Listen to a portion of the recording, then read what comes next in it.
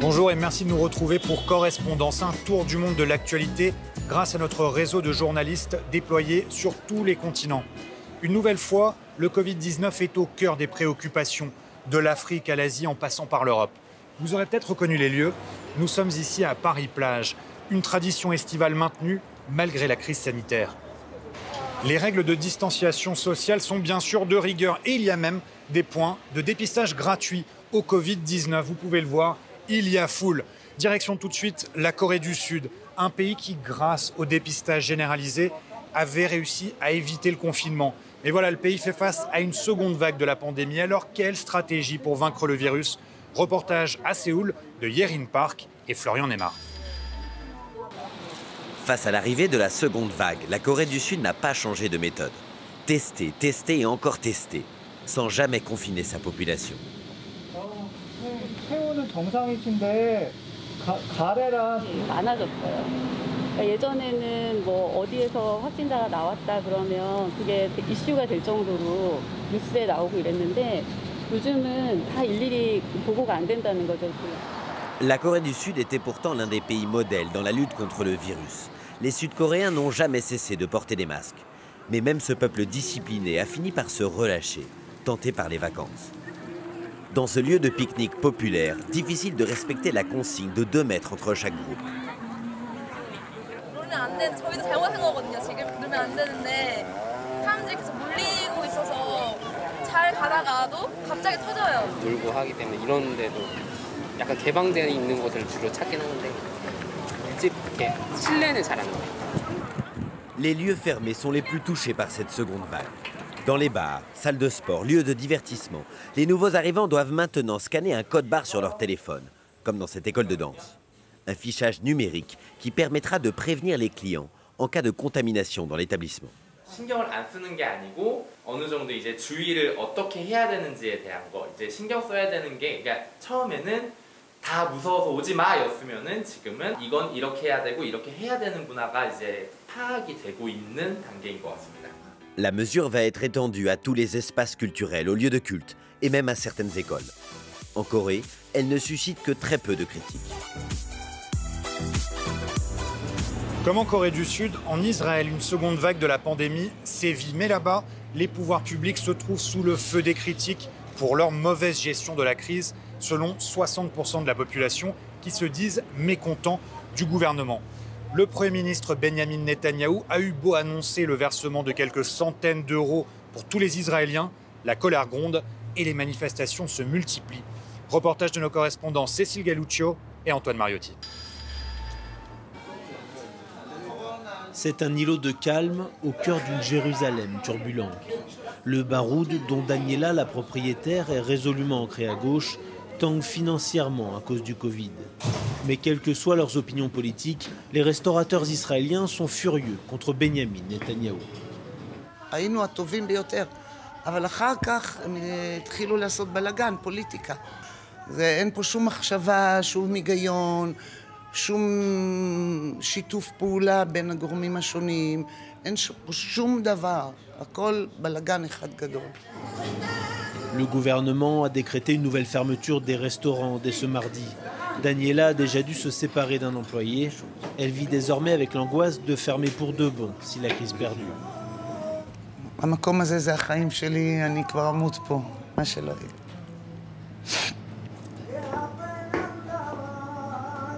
Cette incertitude et la gestion hasardeuse du déconfinement par les autorités ont poussé de nombreux Israéliens dans la rue, des petits entrepreneurs pour la plupart. Ils ont rejoint les militants anti-corruption pour réclamer la démission du Premier ministre, notamment ici, devant sa résidence.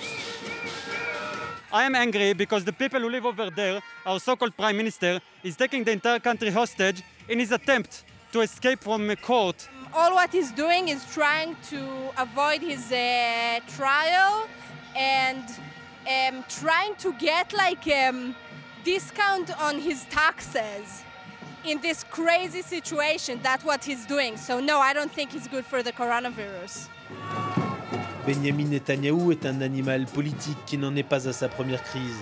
Mais avec 20% de chômage et une deuxième vague de coronavirus non maîtrisée, le Premier ministre est désormais fragilisé.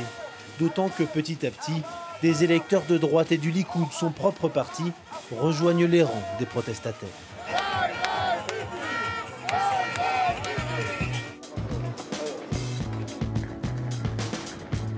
De l'autre côté de la frontière israélienne, le Liban a lui aussi connu des manifestations et de grande ampleur. La désillusion a gagné le pays. Il y a une méfiance à l'égard du monde politique. La crise du coronavirus n'a rien arrangé, bien au contraire. La crise économique frappe de plein fouet les couches les plus populaires, mais aussi les classes moyennes. Roméo Langlois est sur place. Regardez son reportage.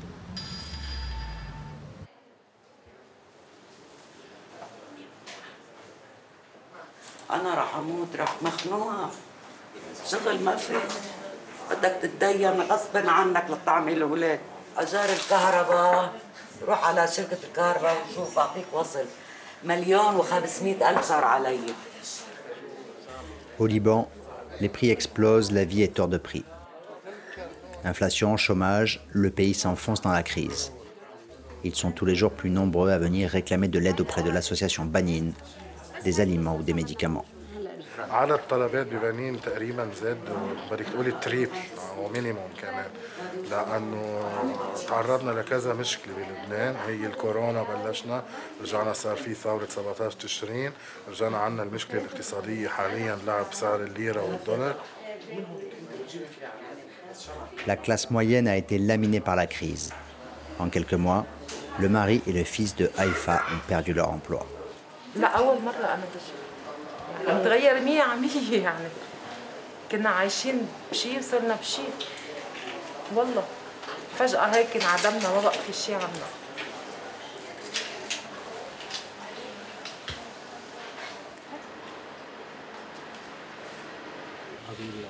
Les membres de l'ONG distribuent 10 000 paniers alimentaires par mois.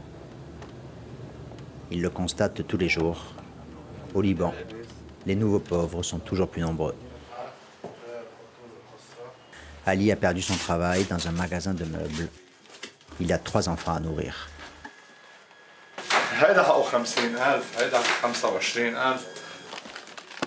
Le salaire minimum réel, lui, est tombé à $100 par mois.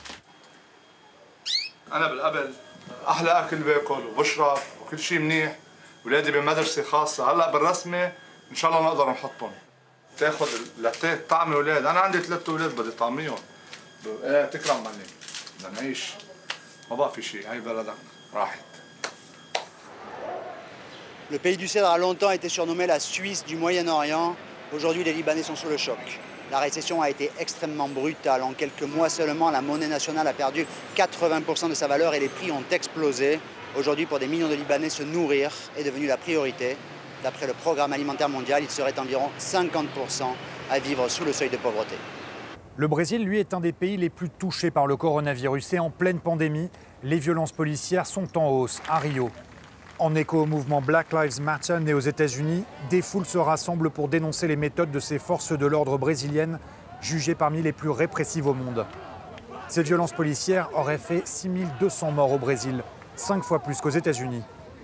Image signée Laura Damas, qui a rencontré des familles en deuil. Écoutez.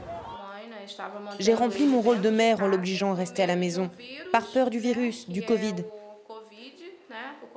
Mais mon fils est mort d'un virus bien pire, celui de l'État meurtrier. C'est inadmissible, on ne peut pas continuer comme ça. Ce gouvernement nous laisse crever en pleine pandémie. Et quand on ne meurt pas du virus, il envoie la police armée pour nous réprimer. Dans ce tour du monde des correspondants, nous allons dans les townships d'Afrique du Sud. Confiné depuis fin mars, le pays voit son économie tourner au ralenti. Mais certaines entreprises arrivent à tirer leur épingle du jeu, notamment les sociétés qui livrent là où les autres ne veulent pas aller. Reportage Stéphane Carstens et Caroline Dumais. Tout a commencé dans ce restaurant où Léon se rend régulièrement. Depuis 2015, cet entrepreneur travaille sur une application originale. Odeur Quasi est lancée en 2018, mais avec le confinement cette année, la start-up a explosé. C'est un service qui permet aux restaurateurs de livrer des repas partout. Odeur Quasi livre aussi dans les townships, là où les autres sociétés de livraison refusent généralement d'aller. J'ai cherché à savoir pourquoi il n'y avait pas de livraison dans les townships. Cela s'explique par l'insécurité ou le fait que le secteur ne se penche pas sur ce genre de service. Donc, on a cherché des solutions. Je me suis ensuite rendu compte que finalement, notre business, ce n'était pas l'application elle-même, mais plutôt le fait d'apporter de la nourriture directement aux clients. Et pas n'importe quelle nourriture. Il s'agit de repas traditionnels, comme les tripes qui étaient le plat préféré de Nelson Mandela.